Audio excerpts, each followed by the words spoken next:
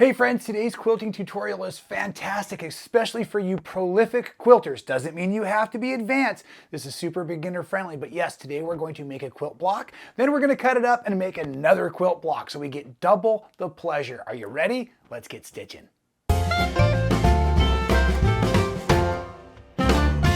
Well, welcome back everybody. My name is Rob Appell from Stitchin Heaven. We call this little show here on YouTube so well, and I'm super blessed to see all of you out there on the other side of the camera.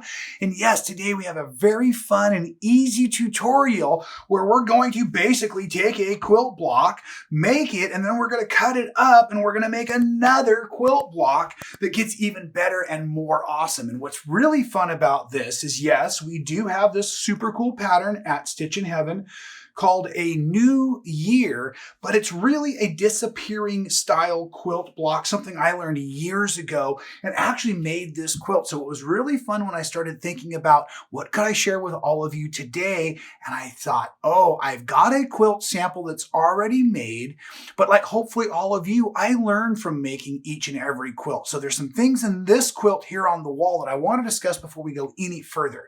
And part of it is the blocks themselves. Now, it's a really cool block that has a ton of movement going on in it, including this little exchangeroo in here where the seam allowances don't actually quite match up, which I think is super cool and from a distance gives you more of a rounded shape.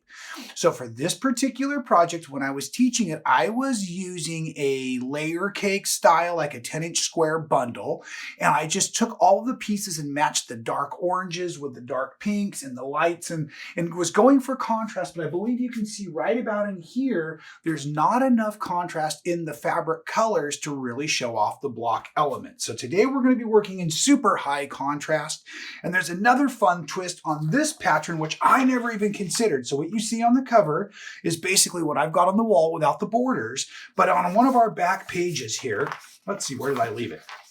There's a whole alternate layout, which I think is fantastic. And so really, I thought it'd be fun to share with you how can we do this if you wanted to include some sort of a theme fabric. So today I'm going to be making a theme fabric based project this way using this same print in multiple colors.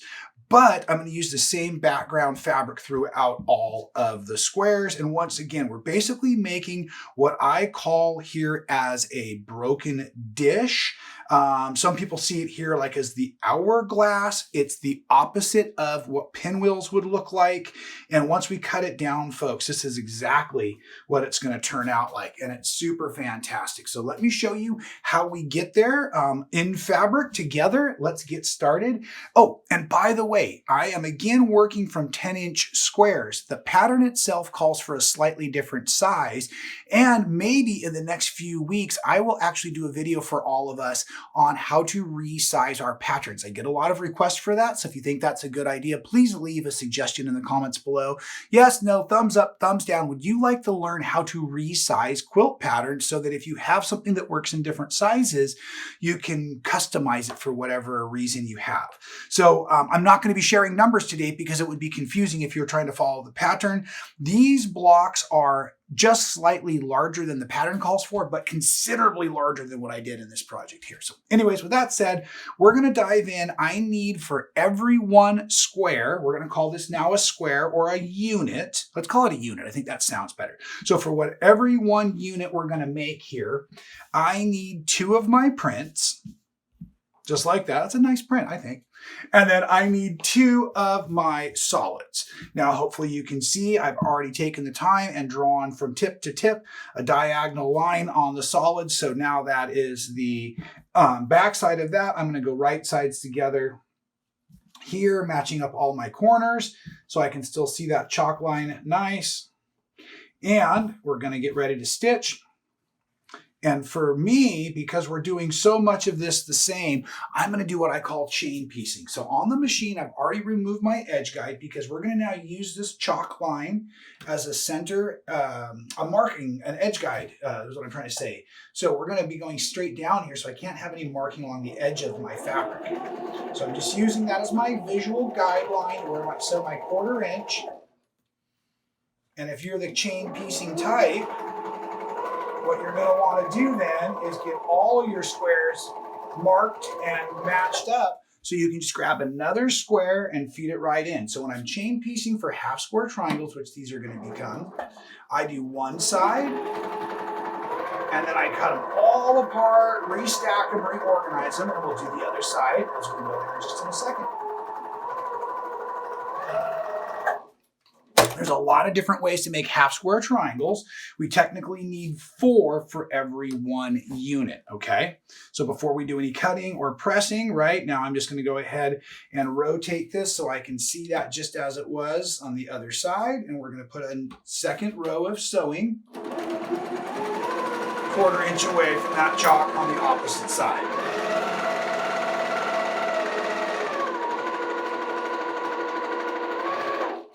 Okay, and again, chain piecing, so I'm grabbing both pieces.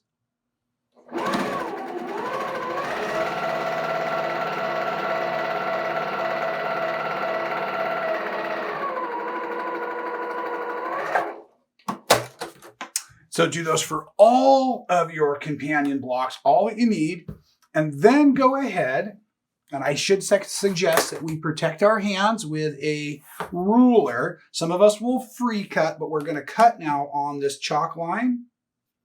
And folks, these half square triangles, I really want you to make all of them as accurate and as same size as possible. So as soon as I press these open, I'm going to show you how to trim them down for accuracy, because that is one of the keys to having this block come out so nicely, not only within the other blocks, but within itself as well, to get some of these really good, really crisp and accurate points we're looking for so that that mismatch really shows off. We want it to look intentional, right? Okay, so now that I've gotten all 4 pieces cut, I like to just make a rule of thumb. So for today, we're going to go ahead and we're going to press to our solids. If you were using a really light background, of course, I'd be pressing to my prints, but right now I'm just going to press to all my solids because these seams will nest back together in a few moments. Now, the key to accurate trimming of any half square triangle is really take the time and trim all 4 sides down to square. One of these Martelli mats really makes a big difference because you can rotate. And then using a square template that's bigger or a square ruler that's bigger, these particular pieces that I made starting with 10-inch squares, we're now going to trim down to 9.5-inch half square triangles. And the way I'm going to do that is I'm finding my diagonal line that goes through my ruler, and at first I'm going to lay it down on the seam, and I'm making sure, this is my 9.5-inch corner down here, I'm making sure there's fabric long on both sides. So I'm going to do a real gentle shave, rotate, shave. So that got 2 sides. Now we're going to get the other 2 sides here.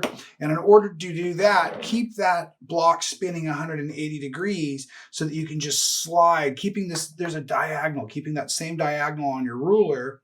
And it's real easy. Then you just come down here and you find whatever your corner measurement mark would be. Again, mine's a 9.5. Oops, I was talking and I wasn't paying attention. So again, I want to make sure that diagonal, this line straight, that line straight, my corner's on. Now I generally have a little bit bigger cut on this side because that first side was just a shave. And really, folks, that's what I was trying to say. That particular trimming for these half square triangles is super important because we really want a bit of accuracy as we get into the next step. And that's going to go ahead and rebuild our block now into that hourglass block, or that broken dish block. Now what I did is I took my pattern, and those P's won't be on yours, that's on mine, and I did that for myself to label it as a print. Now it is a square and it can be rotated, but I really want to make sure they all turn out the same for the next trick I'm about to show you. So now what we want to do, using that P as our guideline for that's going to be where my print is, I'm going to go with a print, and I'm going to go with a solid. And we're doing like a checkerboard where the tips match and the wide edges match in this center. So here then would be the next print coming in like this. And then the next solid coming in like that. Let's go ahead and move a bit of this out of the way. We're going to need that longer ruler here in a moment.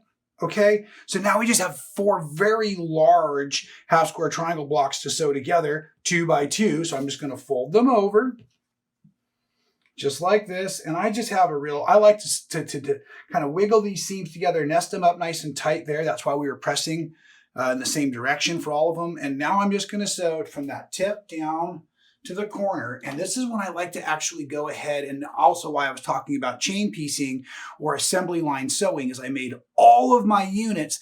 Now I'm going to put my edge guide back onto my machine so that all of the rest of this sewing remains accurate. Because down the road, we're going to need to make a cut that is a little bit unique. And I'm going to teach you that as soon as we get this together. So now that I've got my edge guide on, everything will be accurate, including these will line up with the blocks I've already made. You are on the bias, so just make sure your bottom corner is as nice as your top corner was. And again, you can chain piece if you like, right? So I'm just going to go ahead and lay these together now, matching up that corner like I suggested originally, and that bottom down there. And we sew through.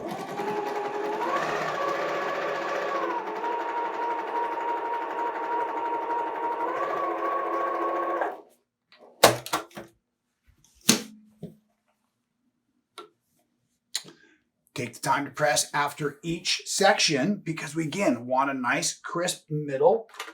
So I'm going to continually press to my purple or press to my solids today. And laying it back on my sewing space just as it came off so I can stay organized, keeping those prints right where I want them.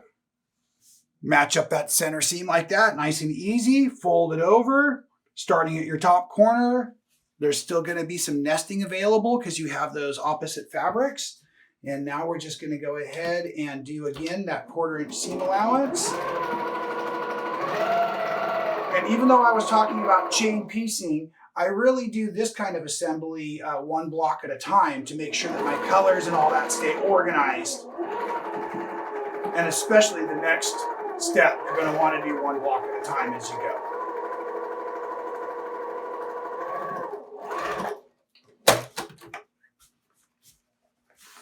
Take a second, press this out. At this point, it's your dealer's choice. I guess whatever's over on your left-hand side, hold up if you're a right-handed person. Okay. Excellent. So that's what we're going for there, right? Within our big, big old block. Okay. Easy enough, easy enough. Now, one of the things, I want this darker block to really show you the contrast for the next one. So let's go ahead and use this one for cutting up next. We have to do our switcheroo.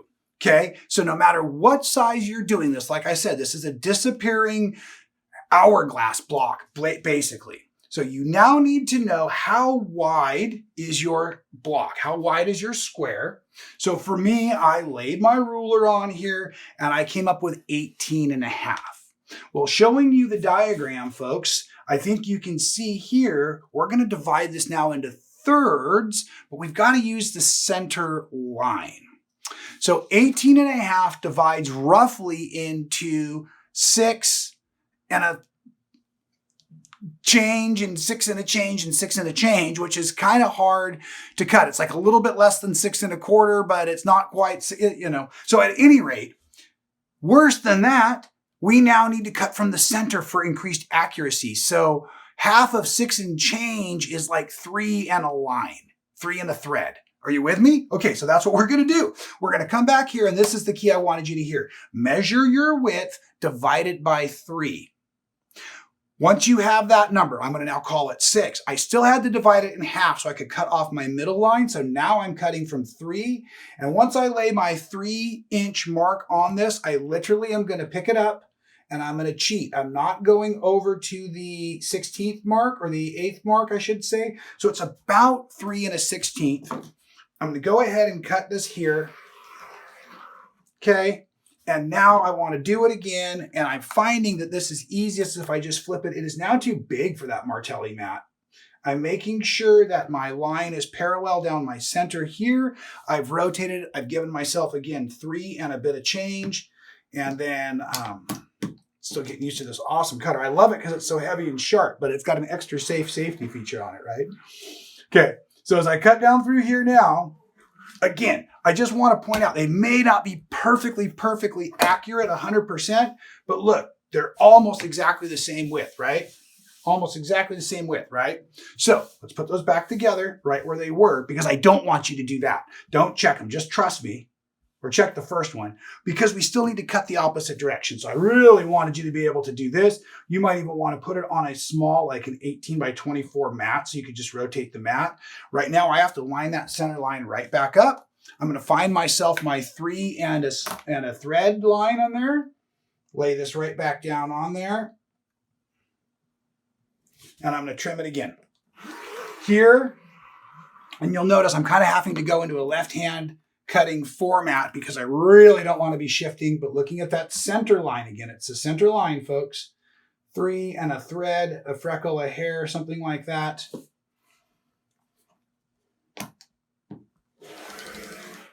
Awesome. Now, as I cut through there, here's where the magic starts. You should now have 9 new pieces. How cool is that? And don't get too carried away with the switcheroo. You can do it the hard way, which is move 5 blocks, or you can do it the easy way, which is move 4 blocks. So I'm going to show you the easy way. Okay, grab these center pieces here and just go ahead and switch and switch. And if I did that so quick, you didn't see the switch, all you're looking for now is when you bring these back together, you've got a full checkerboard going, right? Opposite fabrics are always touching. You bring them in. Opposite fabrics are always touching. Doesn't that look amazing? And now you can see why I really wanted high contrast for this project here. Now, we're going to sew this back together so I can show you the next trick here in a second. But I want to point out, right now, doesn't that seam look perfect, like what's going on up here? But I want to remind you that part of the beauty of this block, and I'm probably going to mess all these up by trying to move it, is the fact that it kind of looks round because those seams don't really line up. They don't really match up perfect, right? So let me show you how we get that again. And really, you're just going to take your time. All of your matching of points is on the center going to be these center unit points here. But when we're sewing the outer edges, if there's any of that weird math catching up to us, we're going to focus on these seams here, not so much on the outside seams. So as we get going, folding it over, keeping that top corner the most secure and accurate. And again, right now, I promise it feels like those are going to match up. It really does, but they won't. They won't, unfortunately. It's one of those rules in quilting. Fabrics are heading in the same direction, they won't match up. Opposite directions, they will. I don't know. It only took me 20-some years to figure that out. Oh, but with chain piecing, we can keep doing this as long as we're going to work off of the same spot and stay organized. So now I can flip this over just like this. Pinch that together. That center seems real easy to keep matching up.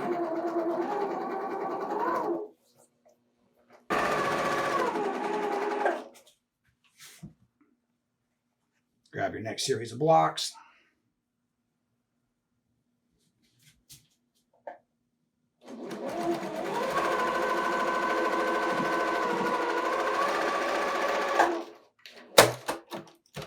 And then let's take a moment and press these out and lay them back into the design to make sure we have them accurate. When I get to the blocks that are my outside edges, I press from my center to my outside block so that I'm actually pre-building for seam nesting later on. If you don't know what seam nesting means, I have another video for that here on our channel. I'd love it if you check that out. Pressing to the outside. This is an outside edge piece. It has that little corner showing.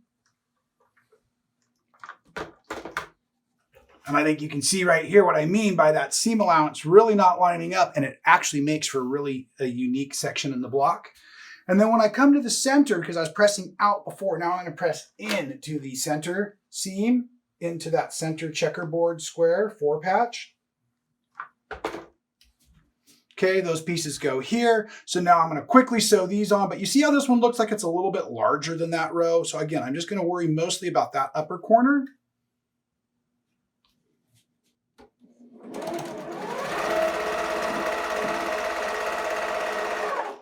Middle one usually behaves very nicely there. Just match up those nice seams. Because they will match up. And then your last one out here.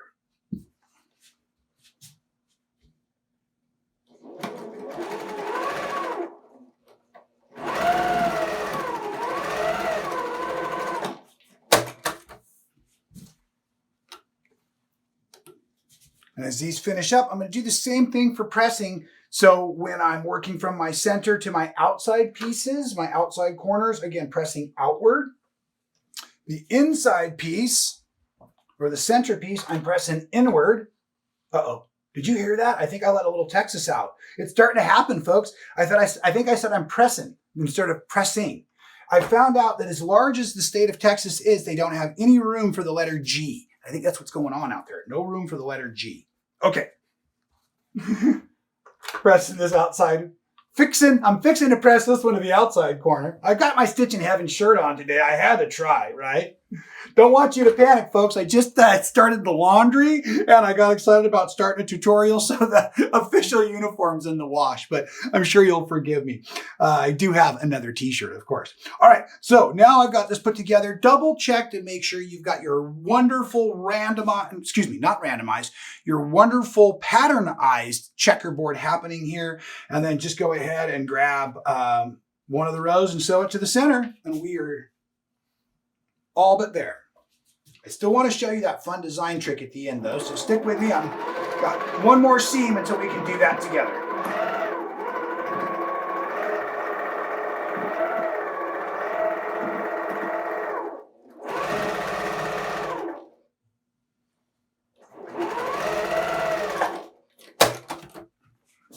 There it is, folks. Pressing this out. And let's show you how the two different design layouts can come together so very simply. And again, something like this as a scrappy can be awesome. Just work towards a little higher contrast for me, if you will, there. Now, as I bring this one over, the original design calls for constantly matching up our solid to a print, our print to a solid, right? And that's going to give you this really kind of neat thing happening in the center there, right? So you see this coming together here in the pattern in that center. So it almost forms this really cool pinwheel nonetheless right in here. Very awesome. But the alternative design right here, which I think is even more awesome if you're trying to show off a theme fabric, all you're going to simply do is make sure that you're constantly matching your theme fabrics or your print fabrics together, and then you'll have a nice neutralized block over here to show it off, which you could do some really cool things with your machine quilting in, and then showing off your print over here, or if you maybe wanted to do some digital machine embroidery, that would make a nice large piece, something like that I think would really tie it together. Now, this quilt I had originally quilted with just a very easy circular pattern because it was such a sharp edge piece.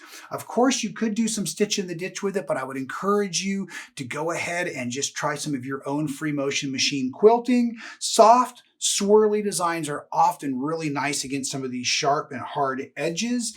And again, I just want to really encourage you to continually stretch yourself for that contrast so that you can really see the pattern from across the room, especially as these shapes start to come together. Hopefully you can see how it really makes a bit of that really neat and rounded effect for you here.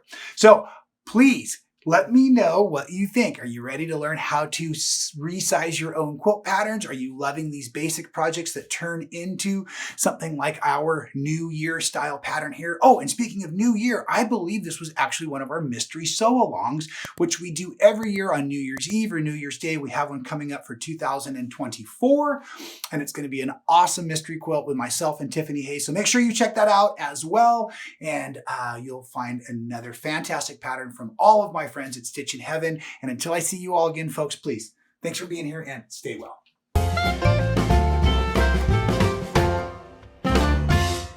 Thank you so much for watching all the way to the end of the video. It really helps support our channel. If you haven't subscribed, do so now. Hit the little button to be notified every time we go live or do a new video for all of you. And here's one from the past I think you'll really enjoy.